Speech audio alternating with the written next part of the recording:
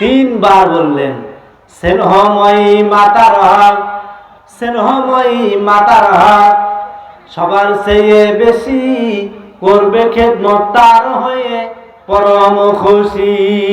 10 মাস পর্যন্ত যিনি, 10 মাস পর্যন্ত যিনি গর্ভে রেখেছিলেন, তারপর অনন্ত কষ্টে তোমায় প্রসবিলেন। দেখে তোমার চাঁদ চেহারা, দেখে তোমার চাঁদ চেহারা এতই খুশি হলো, স্নেহ ভরে আদর করে কত চুমো দিল। নিজে না খাইয়া তোমায়, নিজে না খাইয়া তোমায় কত খাবার দিল। দেখে তোমার সিয়া দুঃখ কষ্ট ভুলে যেত। এক ব্যক্তি বলল, হুজুর যুদ্ধে যেতে চাই, ধর্মযুদ্ধ করে শেষে শহীদ হব তাই। জিজ্ঞাসা করিলেন তারে, নবী তো জানো স্নেহময়ী মাতা কি তোর আছে বর্তমান?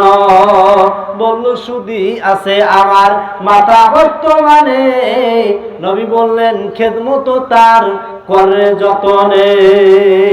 তোমার মা যদি বেঁচে থাকে, মায়ের খেদমত করো, মায়ের সেবা করো, মায়ের সাথে ভালো আচরণ করো।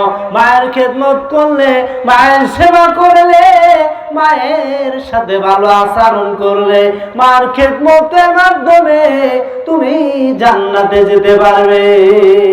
জোরে বলেন মারহাবা। জান্নাতে যাওয়ার একটা সবচেয়ে বড় উপায় হলো মায়ের খেদমত করা।